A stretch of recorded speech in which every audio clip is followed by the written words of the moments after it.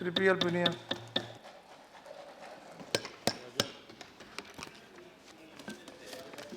उपसभापति जी, मैं आपका आभारी हूँ कि आपने मुझे जो अभी चर्चा हो रही, बहुत अच्छी चर्चा हो रही है, बहुत ही सकारात्मक चर्चा हो रही है और बहुत अच्छी तरह से सभी वक्ताओं ने दलितों के सरोकार से संबंधित बात रखी। लेकिन मेरी एक रिक्वेस्ट ये है कि लगभग 3.25 घंटा हुआ है, अभी चर्चा चल रही है। जो माननीय वक्ता हैं वो समय सीमा का ध्यान रख करके आगे करें, क्योंकि एक बिल इसके बाद और होगा। ये बहुत कम मौके आते हैं, बहुत कम मौके आते हैं। आप देखिए, इंटरेस्ट, रुचि देखिए, सब लोग बैठे हैं। जिस वक्त सरकारी बिल होता है 1/4 भी नहीं होता है। और पार्लियामेंट की तरह पूरा दुनिया, हिंदुस्तान देखता है। बिल्कुल, मैं इससे सहमत हूं। जो देश में हो रहा है, हमारे प्रति उनकी क्या भावना। तो मेरी चेयर से रिक्वेस्ट होगी, 1.5 घंटा लगे, 2 घंटा, 2.5 घंटा लगे, कोई प्रॉब्लम। मुझे कोई इसमें आपत्ति नहीं है, मुझे कोई आपत्ति नहीं। इसीलिए जनरली जो शॉर्ट ड्यूरेशन डिस्कशन होता है वो 2 घंटे 2.5 घंटे में खत्म होता है। हम कह रहे हैं इसको आराम से बोलिए, खूब आराम से, मुझे कोई इसमें आपत्ति नहीं, 12 बजे तक बोलिए। See, usually for short duration discussion it is 2.5 hours, 3 hours. Today the subject being this special, dear to everybody, I was also liberal to every member. Only after I got a little bit of criticism, I started controlling. That is, and Raja was the target of that, the first. I think, I know, I think we will be little liberal. That is, okay. Now, government wants your business to be transacted. That also the House will do it. If not today, tomorrow. That is, as long as. Today, this discussion is also conclude today, and then Mr. Jairam Ramesh maiden speech is also today. Important. This discussion is very important. Yeah. It's very crucial. It's more important than Campa bill, which the government wants to push through. My request is, please allow everybody to speak. And don't get the bill in a hurry. If the bill has to come tomorrow, let it be let over. it come tomorrow. Heavens are not going to fall. But if this discussion doesn't take place, heavens will fall. Yeah, I agree. I know what you want. I know what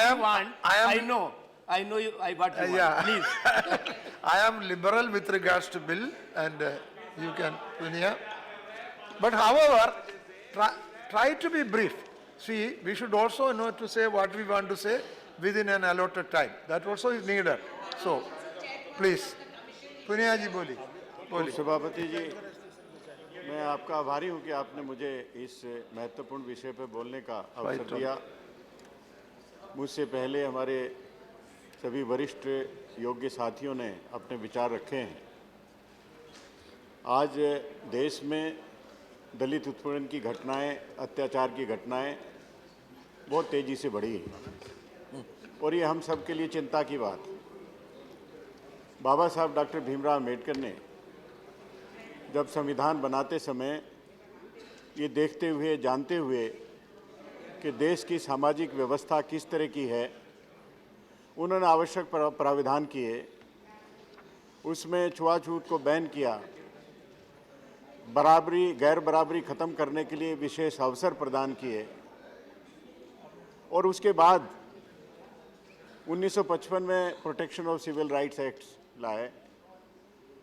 1989 में SC/ST prevention of atrocities act आया और अभी 2015 में जो पहली UPA सरकार के दौरान में ऑर्डिनेंस बना था, उसके आधार पर व्यापक अमेंडमेंट का भी बिल पास हुआ और उसके नियम बने।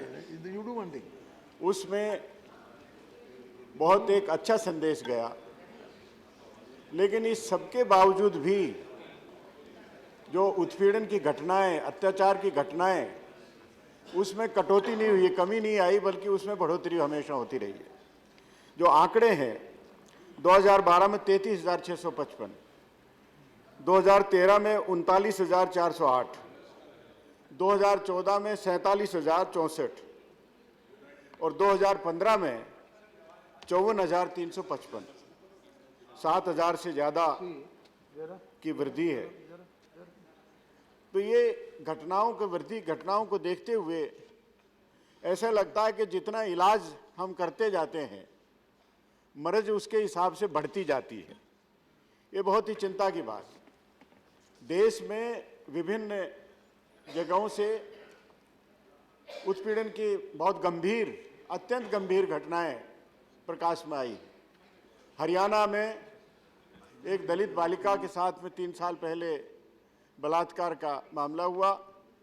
न्यायालय में मामला लंबित है और उस दौरान में उस बालिका पर दबाव बनाते रहे कि मामला वापस ले लिया जाए, समझौता कर लिया जाए। मना करने के बाद, बहादुर लड़की है, मना करने के बाद उन्होंने फिर वही हरकत की और दोबारा उसके साथ बलात्कार हुआ। शर्म की बात यह है, रिपोर्ट दर्ज होने के बाद पुलिस प्रशासन उस अपराधी को बचाने के लिए एविडेंस इकट्ठा कर रहा है। उस दिन 11 तारीख को रिपोर्ट दर्ज नहीं हुई, बल्कि उससे अगले दिन रिपोर्ट दर्ज होती है और मैंने रिपोर्ट बनाई राष्ट्रीय अनुसूचित जाति आयोग की में। उसमें बताया गया कि कुछ सबूत ऐसे दे रहे हैं कि ये दूसरी जगह पर मौजूद थे। हमने कहा कि सुप्रीम कोर्ट की रूलिंग भी देख लीजिए, कानून भी देख लीजिए। जो पीड़िता है उसके बयान के ऊपर आपको कार्रवाई करनी है और उसके बाद अगर कुछ होता है तो वो सबूत देंगे, अपने न्यायालय में सबूत देंगे, उसके ऊपर न्यायालय से जो भी उनको राहत मिलेगी। लेकिन ये हरकत हुई। जब चारों तरफ से दबाव हुआ तो 3 लोगों को गिरफ्तार किया, बाकी लोग अभी बाकी हैं। महाराष्ट्र में अहमदनगर में कैसी विभत्स घटना हुई है। एक नाबालिग लड़की के साथ में बलात्कार होता है, उसके दोनों हाथों को तोड़ा जाता है, पैरों को तोड़ा जाता है, जगह जगह जख्म शरीर में किए जाते हैं और बड़ी मुश्किल से रिपोर्ट दर्ज होने के बाद अपराधियों को पकड़ा जाता है। फिर आगे अभी उड़ीसा के जिक्र कर रहे थे, कंधमाल, मैं भी कंधमाल गया था और वहां पर शुद्ध रूप से पुलिस का ये वर्जन नहीं है कि वो नक्सलाइट थे। उनका कहना है कि नक्सलाइट से हमारा क्रॉस फायर चल रहा था, क्रॉस फायर में ये लोग आ गए, निर्दोष लोग हैं और वो मारे गए। लेकिन कोई एविडेंस इस तरह का नहीं है, ना तो कोई नक्सलाइट मरा और ना ही कोई सिक्योरिटी फोर्सेस के उसमें किसी को चोट लगी। कोई क्रॉस फायर नहीं था, शुद्ध रूप से हत्या थी। हमने कहा कि इसमें कार्रवाई होनी चाहिए। आप बैठे, आपने बताया, मैं अपनी बात कर लूं। मैं एक second, I am not yielding. मैं खुद वहां होके आया हूं और सरकार का ये मुद्दा भी नहीं है कि वहां नक्सलाइट थे। वहां पर 2 दलित और 3 आदिवासी वो मारे गए, 7 लोग उसमें इंजर्ड हैं और एक बच्चा था वो भी उसमें मारा गया। तो ऐसे मामलों में शीघ्रता से कार्रवाई, पुलिस के खिलाफ रिपोर्ट दर्ज करके कार्रवाई होनी चाहिए। अभी गुजरात की घटना, किस तरह से निर्मम पिटाई की गई और किस तरह से कार्रवाई में विलंब हुआ।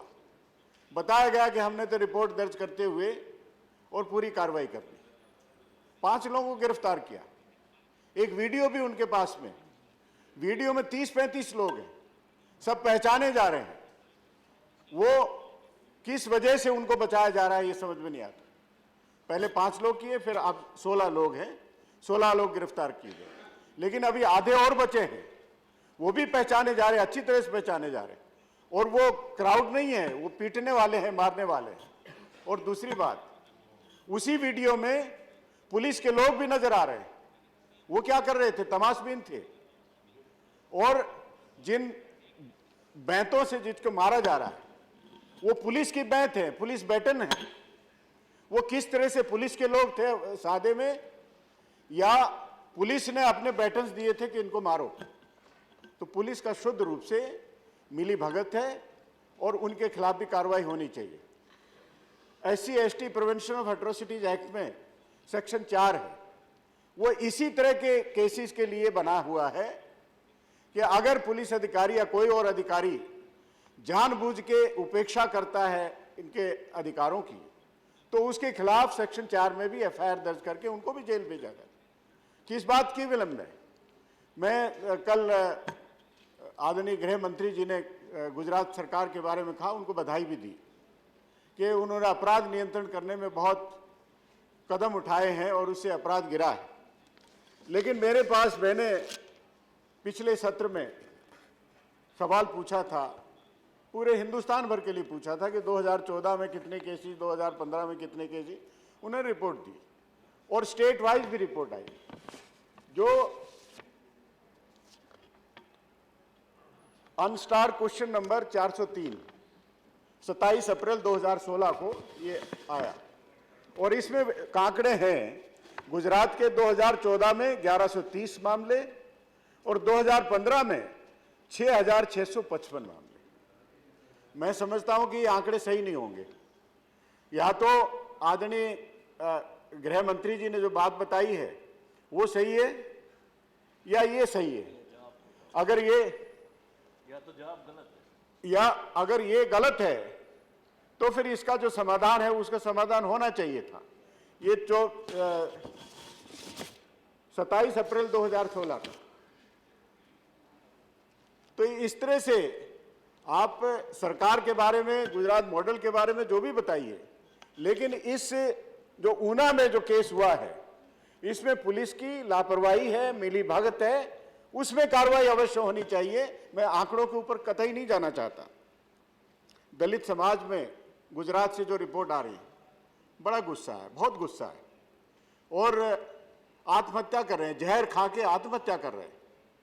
मेरा तो उनसे अपील है कि जान देने की आवश्यकता नहीं है, समाज के लिए एक होकर इकट्ठे होकर लड़ने की आवश्यकता है। ये जो उन्होंने किया है, जो समर्थन दिया है, पूरा समाज, दलित समाज इकट्ठा होके, इसी की आवश्यकता थी। जब बाबा साहब डॉक्टर भीमराव अम्बेडकर ने कहा संगठित हो, तो उन्होंने संगठित होने का मतलब ये नहीं लगाया था कि आप मूर्खों की तरह से बैठे रहिए और पिटते रहिए। इसी तरह से अगर कोई आपके ऊपर बचाव के लिए, आपके ऊपर हमला होता है तो बचाव के लिए एक हो जाओ, संगठित हो जाओ, संघर्ष करो। ये बाबा साहब ने इसके लिए कहा था और मैं वहाँ के नौजवानों को जो वो संघर्ष कर रहे हैं, मैं उनको बधाई देना चाहता हूँ। और मैं समझता हूँ अगर इसी तरह का सब जगह और पहले हो जाता तो ये इतने अपराध दिखाई देती, अपराध न दिखाई देते। मैं दूसरी बात मैं ये कहना चाहता हूँ कि जो अक्सर यह बात कही भी गई कि मानसिकता में बदलाव की आवश्यकता है। बाबा साहब डॉक्टर भीमराव अम्बेडकर ने संविधान सभा में बोलते हुए ये कहा था कि सामाजिक और आर्थिक गैर बराबरी ये हमारे लिए अभिशाप है, उसको खत्म होना चाहिए। अगर वो जल्दी खत्म नहीं होती है तो पूरा संवैधानिक ढांचा ध्वस्त हो जाएगा, ध्वस्त कर देंगे। और उसी के लिए अनेक योजनाएं बनी। आजादी के बाद में कितनी सरकारें आई, सबने कुछ न कुछ किया दलितों को एम्पावरमेंट करने के लिए। उसमें चाहे आरक्षण की हो, चाहे पंचायतों में आरक्षण हो, चाहे विधानसभा पार्लियामेंट में आरक्षण हो, सेवाओं में आरक्षण हो, शिक्षा के उसमें आरक्षण हो, जितने भी, और स्पेशल कंपोनेंट प्लान का हो, बैंकों का राष्ट्रीयकरण हो, ये सब हुआ। मैं मानता हूं कि अब तक काफी परिवर्तन हुआ है, लेकिन बहुत कुछ अभी होना बाकी है। उस बहुत कुछ होने के लिए अब तक जितना समय लगे, हो सकता है और समय हो, लेकिन हमारी मंशा सही होनी चाहिए। और मैं कहना चाहूंगा कि अभी सरकार ने जो पिछले साल में बजट दिया, स्पेशल कंपोनेंट प्लान पे 20,000 करोड़ की कटौती की। जो सोशल वेलफेयर स्कीम्स हैं और उसमें शिक्षा है, स्वास्थ्य है, सैनिटेशन है, ड्रिंकिंग वाटर है, वुमेन एंड चाइल्ड डेवलपमेंट है, हाउसिंग है, जितने भी प्रोग्राम है उसमें कटौती की, 66,000 करोड़ की कटौती की। तो ये इनको आगे बढ़ाने के लिए है या पीछे घटाने के लिए? जब प्रधानमंत्री जी ने अक्सर कहा है कि आरक्षण के लिए मैं जी जान लगा दूंगा, बिहार में कहा था, आप लोगों को याद होगा, जी जान लगा दूंगा। मैं कहता हूं कि जी जान लगाने की आवश्यकता नहीं है, लेकिन आरक्षण के लिए क्या किया है आपने? मैं पूछना चाहता हूं कि बैंकों में जनरल, डिप्टी जनरल मैनेजर तक के लेवल 6 तक आरक्षण था, पदोन्नति में आरक्षण था। भारत सरकार ने रिव्यू पिटीशन सुप्रीम कोर्ट में लगा के उस आरक्षण को खत्म करा दिया। रिजर्वेशन इन प्रमोशन में आप क्या वजह है? बिल पास हुआ था, आज वो लैप्स हो गया है। सरकार की तरफ से एक शब्द नहीं आ रहा है कि उसमें क्या करना चाहते हैं, बिल लाएंगे कि नहीं लाएंगे। तो ये मैं समझता हूं कि कहना चाहिए। बाबा साहब डॉक्टर भीमराव, मैं बात खत्म अपनी कर रहा हूं, बाबा साहब डॉक्टर भीमराव अम्बेडकर ने कहा था कि जिन लोगों की हम गुलामी कर रहे थे सदियों से, उनको आजादी 15 अगस्त 1947 को मिल रही है। धन्यवाद। लेकिन हमको कब आजादी मिलेगी उसका हम प्रतीक्षा करेंगे, और ये प्रतीक्षा करके आजादी का माने वही होगा तो दलित उत्पीड़न का एक भी मामला हमारे सामने, देश के सामने नहीं आए, तभी मैं समझता हूं कि दलित उत्पीड़न खत्म होगा। बराबरी, बाबा साहब डॉक्टर भीमराव अम्बेडकर ने कहा कि सामाजिक और आर्थिक गैर बराबरी खत्म हो, वो आप सामाजिक आर्थिक गैर बराबरी खत्म होने के बाद ही इस तरह का संभव होगा, और दलित समाज का एम्पावरमेंट वो संभव इसी के माध्यम से होगा। बहुत बहुत धन्यवाद। ओके, धन्यवाद पुनिया जी।